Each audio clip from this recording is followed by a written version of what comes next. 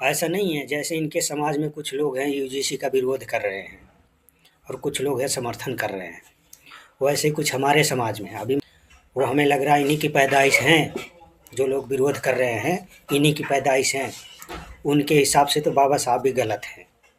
वो कह रहे हैं मनुस्मृति में ऐसा कोई कानून नहीं लिखा है जो दलितों के SC ST OBC के खिलाफ है। हमें लग रहा है दुनिया में सबसे ज़्यादा पढ़े लिखे वही है, क्योंकि तो डॉक्टर अम्बेडकर जी को भी, क्योंकि डॉक्टर अम्बेडकर जी किसी और ग्रंथ को नहीं फूका था, सिर्फ मनुस्मृति को फूका था। तो उनके हिसाब से तो मनुस्मृति ही गलत है जिसको वो सही बता रहे हैं। वो कह रहे हैं ऐसा कुछ नहीं है।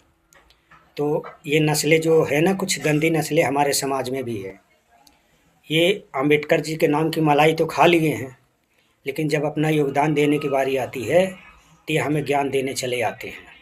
करते तो कुछ नहीं है, लेकिन जो हमारे समाज के नेता लोग काम कर रहे हैं उनको ज्ञान देने चले आते हैं। असल में सबसे बड़े गद्दार अगर SC ST OBC है तो यही लोग हैं। ये बीजेपी कांग्रेस में भरे हुए हैं, नेता बने हुए हैं। आप लोग के गांव में जब भी ये लोग जाएं वोट मांगने के लिए, तो वोट तो मत देना, लेकिन इनके सर पे 4 जूते ज़रूर बजाना। चाहे मेरा बाप क्यों न हो, चाहे मेरा भाई क्यों न हो, अगर बीजेपी कांग्रेस से खड़ा है और अपने समाज के हक अधिकार के लिए नहीं बोल रहा है तो उसे जूता ही मार के भगाना, वोट एक भी मत देना। क्योंकि यही लोग हैं, जब जीत के जाते हैं तो बीजेपी कांग्रेस जीतती है, और बीजेपी कांग्रेस जीतती है तो हमारा दमन करती है, हक अधिकार छीनती है हमारे खिलाफ कानूनें बनाती है। इसका जिम्मेदार कोई और नहीं है, यही हमारा समाज है। कुछ हमारे ही समाज के गद्दार नेता हैं जो अपने समाज के लिए कोई काम करना ही नहीं चाहते हैं। हम आपको बता रहे हैं, आज भी बीजेपी कांग्रेस में ऐसे ऐसे नेता भरे हुए हैं जो यूजीसी पे अपना मुंह सील रखे हैं, बोलने के राजी नहीं है। अभी कुछ दिन पहले अखिलेश जी नीला पट्टा गले में डाल के चल रहे थे, संविधान लेके चल रहे थे। यूजीसी पे उनका मुंह नहीं खुला है। इसके बाद राहुल गांधी लेके चल रहे थे, हम संविधान बचाएंगे, हम संविधान बचाएंगे, उनका भी मुंह नहीं खुला है। बड़े दिन के बाद में आज जो आम आदमी पार्टी के संजय सिंह थे, आज बोले वो कि यूजीसी के समर्थन करना चाहिए। तुम्हें कमियां दिखी उसको बताने, मतलब कुछ भी बोले, लेकिन संसद में बोले। चलो इतने दिन के बाद उन्होंने मुंह तो खोले हैं, पर विरोध में नहीं खोले हैं। उसी जगह हमारी बहन जी को देख लो, जिन्होंने अपनी कुर्बानी हमारे दलित समाज के लिए दे दी है।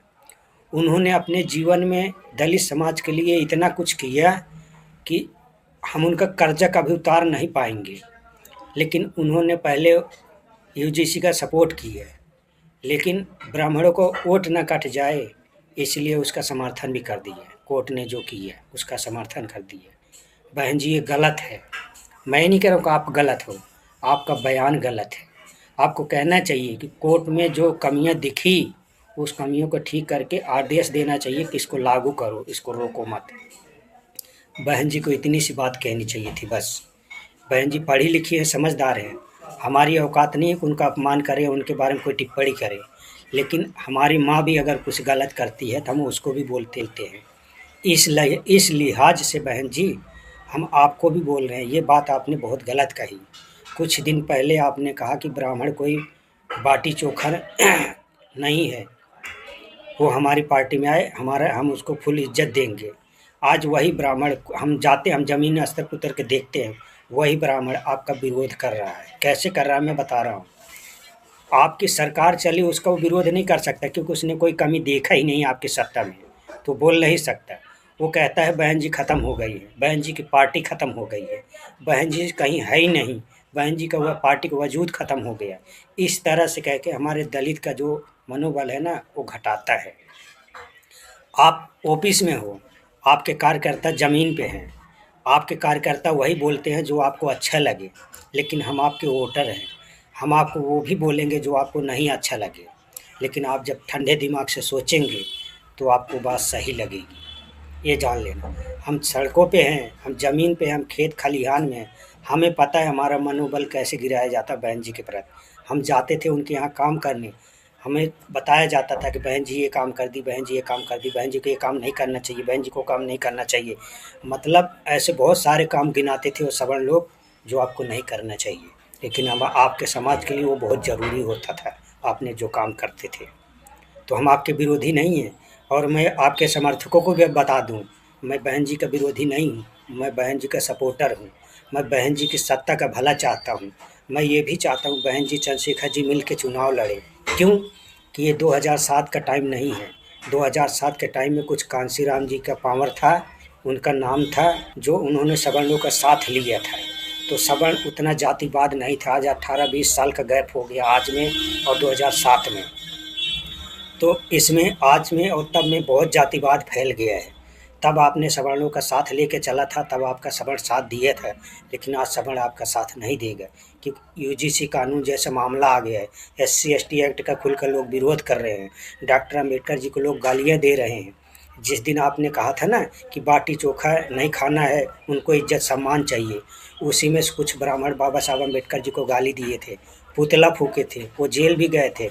लेकिन कुछ ऐसे लोग भी हैं जो जेल नहीं गए थे, उनको गालियाँ दिए थे लेकिन जेल नहीं गए थे। आप उन्हीं ब्राह्मणों को बाटी चोखा की बात कर रहे थे, समर्थन की बात कर रहे थे, सम्मान की बात कर रहे थे, लेकिन वही ब्राह्मण आपको वोट देने की बात नहीं कर रहा है। वो जाएगा उसी, अगर वो बीजेपी को वोट नहीं देगा तो ये याद रखना वो कांग्रेस को वोट देगा, लेकिन वो अपने ही समाज को वोट देगा। अब आपको वोट नहीं देगा, ये आपकी गलतफहमी है। हमारी मानो आप तो चंद्रशेखर और आप दोनों जने मिल के चुनाव लड़ो।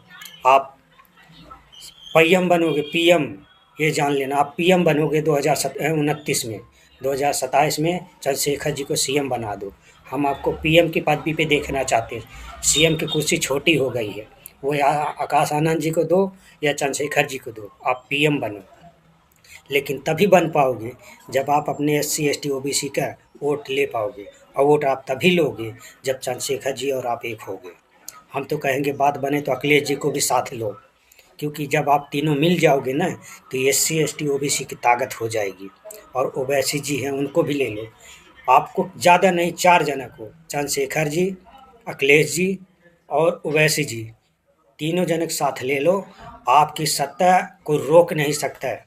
2027 में और 2029 में आप पीएम बन के रहोगे। ये एक गरीब की जुबान है, आप कभी हारोगे नहीं, ये जान लेना। आप सत्ता में ज़रूर बैठोगे, लेकिन इस चीज़ को आप ध्यान रखोगे तब। अगर आप अकेले चुनाव लड़ोगे तो याद रखना ये 2007 नहीं 2027 आपको ये सबड़ वोट नहीं देगा। जो आप जिसको आप विधायक बनाओगे उसके नाते रिश्तेदार उनको वोट देंगे। हो सकता है एक आध गांव के और लोग वोट देते हैं, बाकी वोट आपको नहीं मिलने वाला है। ये सबड़ लोग इसका पक्का विरोधी है। अब 2027 में 2007 में बहुत फ़र्क हो गया है। जय भीम, नमो बुद्धाय।